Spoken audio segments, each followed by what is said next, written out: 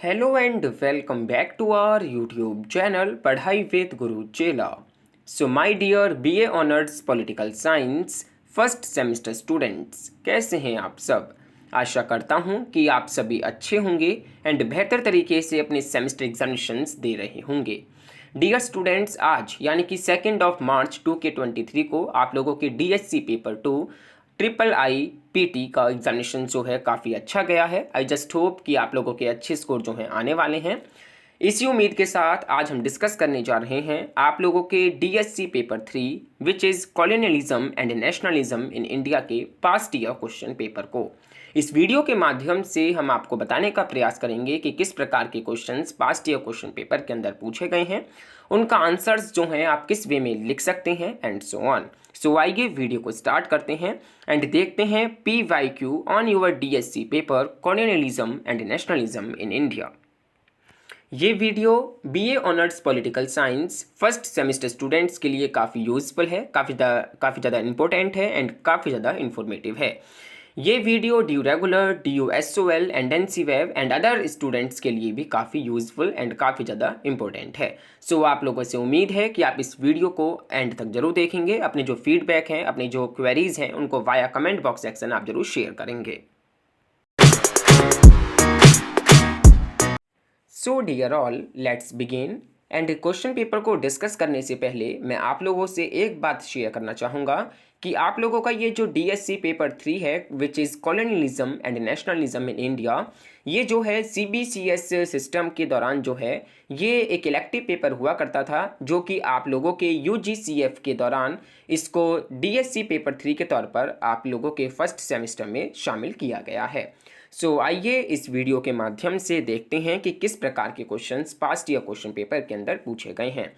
ये जो है लेटेस्ट क्वेश्चन पेपर है आप लोगों के colonialism and nationalism in India का।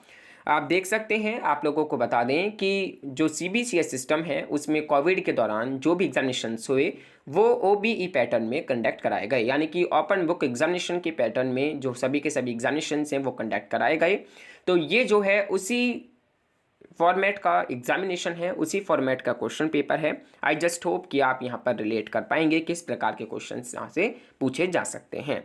आप लोगों को बता दें कि आप लोगों का जो एग्जामिनेशन है वो 90 मार्क्स का आने वाला है, जिसमें टोटल नंबर ऑफ क्वेश्चंस जो हैं 10 होंगे एंड 10th जो क्वेश्चन है वो शॉर्ट नोट बेस्ड होगा, जिसमें 4 टॉपिक्स दिए होंगे, जिनमें से किसी भी 2 टॉपिक पर आपको शॉर्ट नोट जो है बेस्ट वे में लिखने होंगे। सो आइए वीडियो को स्टार्ट करते हैं। सो देखिए, ये है आप लोगों का क्वेश्चन पेपर, जिसमें मेंशन है this question paper contains 2 printed pages. आप लोगों का जो ऑफलाइन एग्जामिनेशन में पेपर आएगा वहाँ पर लिखा होगा this question paper contains 4 printed pages. यहाँ पर नेक्स्ट है योर रोल नंबर, यानी कि आपका अनुक्रमांक। जैसे कि हमने आपको बताया काफ़ी वीडियोस के माध्यम से कि जैसे ही आपको क्वेश्चन पेपर मिल जाता है तो आपको क्वेश्चन पेपर में दिए गए कॉलम योर रोल नंबर में अपना जो रोल नंबर है वो इमीडिएटली मेंशन कर लेना है। देन नेक्स्ट है serial number of question paper, यानी कि प्रश्न पत्र का क्रमांक। देन नेक्स्ट है most important thing which is unique paper code, यानी कि UPC। इसका जो यूनिक पेपर कोड है वो है 123279005। देन यहाँ पर देख सकते हैं नेम ऑफ द कोर्स, यानी कि पाठ्यक्रम का नाम। तो BA honours political science discipline specific elective ये जो पेपर था ये हुआ करता था। इस बार से ये जो है डिसिप्लिन स्पेसिफिक कोर्स में शामिल कर दिया गया है। सो देखिए, आप देख सकते हैं title of the paper which is colonialism and nationalism in India. And dear students, जब ये CBCS में पेपर हुआ करता था एज एन इलेक्टिव पेपर, तो ये semester 5th end semester 6th में हुआ करता था। तो देखिए, ये जो है सेमेस्टर 5th का क्वेश्चन पेपर है, जो कि आप फर्स्ट सेमेस्टर में एग्जामिनेशन देने जा रहे हैं। सो देखिए, टाइम ड्यूरेशन की बात करें तो 3 घंटे आपको दिए जाएंगे अपने आंसर राइटिंग के लिए एंड मैक्सिमम मार्क्स जो हैं वो 90 रखे गए हैं।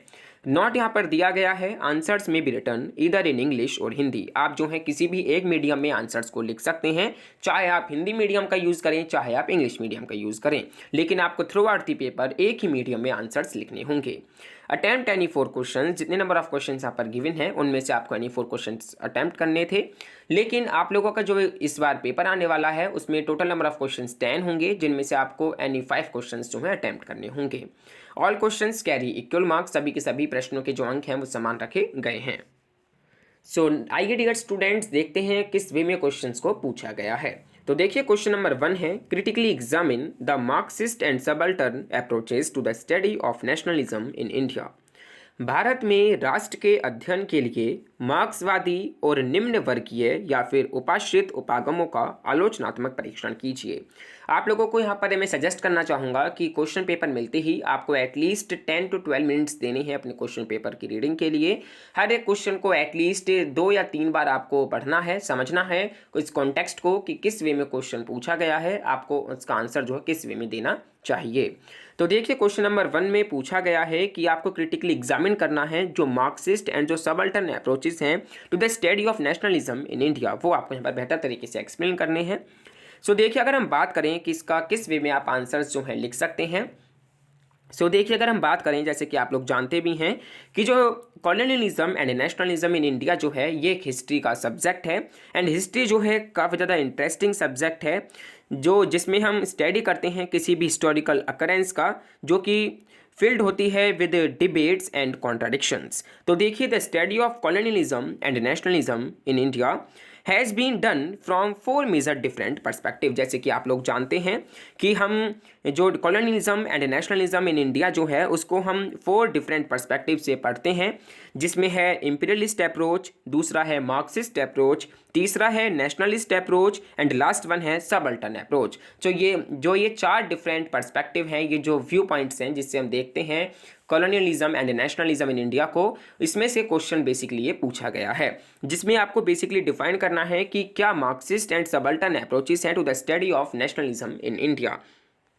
अगर हम इसको दूसरे वे में देखें कि किस वे में ये क्वेश्चन पूछा जा सकता है, सो देखिए ये पूछा जा सकता है इस वे में भी कि critically analyse the Marxist and subaltern historiography of Indian nationalism. जो भी मार्क्सिस्ट एंड सबल्टर्न हिस्टोग्राफी रही है इंडियन नेशनलिज्म में, वो आपको यहाँ पर क्रिटिकली एनालाइज करते हुए डिस्कस करनी है। अब देखिए आपके माइंड में ये सवाल आ रहा होगा कि आखिरकार हिस्टोग्राफी का क्या अर्थ है।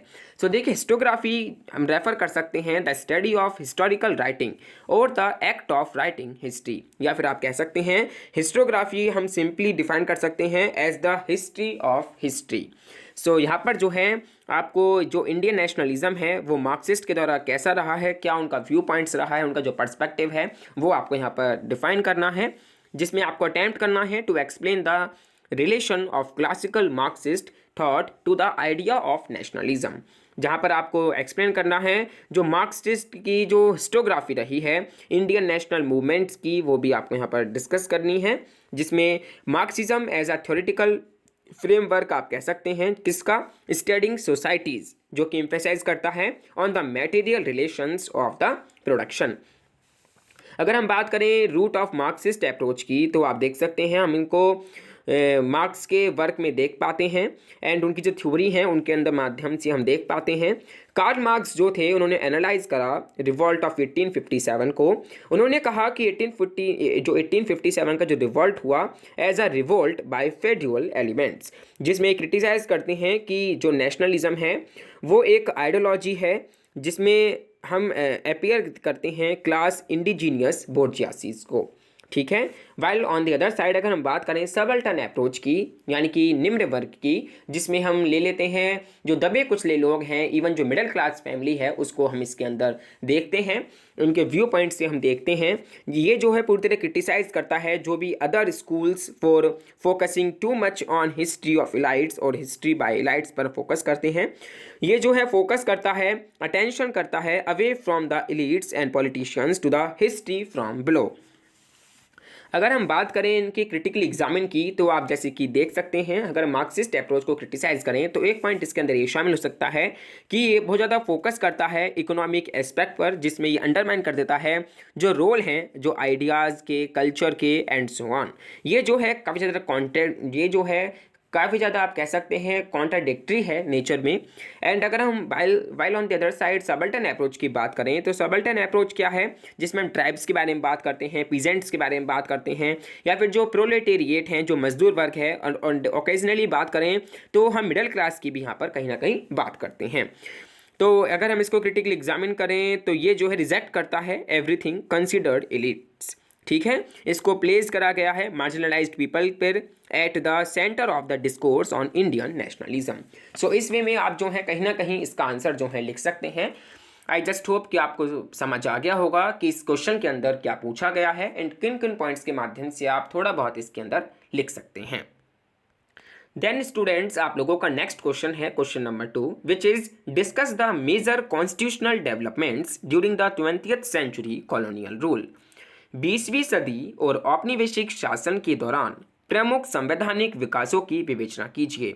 इसमें देखिए हाईलाइट पॉइंट यही है कि जो मेजर कॉन्स्टिट्यूशनल डेवलपमेंट्स हुई हैं during the 20th century colonial rule, वो आपको यहाँ पर ओवरऑल डिस्कस करनी है, या फिर जो ब्रिटिश रूल के दौरान जो भी कॉन्स्टिट्यूशनल डेवलपमेंट हुई वो आपको यहाँ पर विस्तार पूर्वक बतानी है। सो देखिए जो कॉन्स्टिट्यूशनल डेवलपमेंट है जो भी इंडिया के अंदर हुई हैं वो एक डिटेल्ड एनालिसिस है किसकी, जिसमें how the constitution of India has evolve from the past to the current, जिसमें आप जो है अगर हम बात करें तो 2 डिफरेंट फेजेस में आप इसको डिवाइड कर सकते हैं, जिसमें फेज़ 1 है constitutional experiment during the rule of the east India company, जो कि लगभग 1773 से लेकर 1857 तक रहा, एंड फेज़ 2 जो है वो है constitutional experiment under the British crown, जो कि लगभग 1857 से लेकर 1947 तक रहा। तो जो कॉन्स्टिट्यूशनल डेवलपमेंट्स हुई हैं, जो भी रेगुलेटिंग एक्ट आए, जो भी पिट्स जो एक्ट आए, वो ओवरऑल आपको यहाँ पर डिस्कस करने हैं। नाउ डियर स्टूडेंट्स, आप लोगों का नेक्स्ट क्वेश्चन है question number 3, which is describe the role of social and religious reform movements with respect to women's question. महिलाओं के प्रश्न के संबंध में सामाजिक और धार्मिक सुधार आंदोलन की भूमिका का वर्णन कीजिए। इसमें बेसिकली जो social and religious reform movements हुए हैं वो आपको डिस्कस करने हैं, किसके रिस्पेक्ट में, विमेंस क्वेश्चन के रिस्पेक्ट में।